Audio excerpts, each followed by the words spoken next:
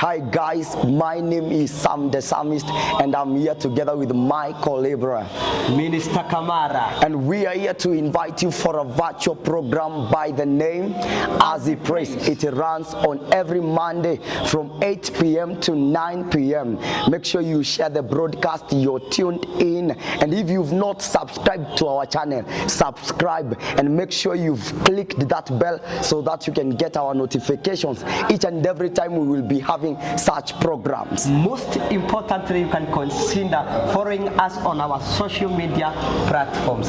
Until next time, let us meet same time, same place, same broadcast.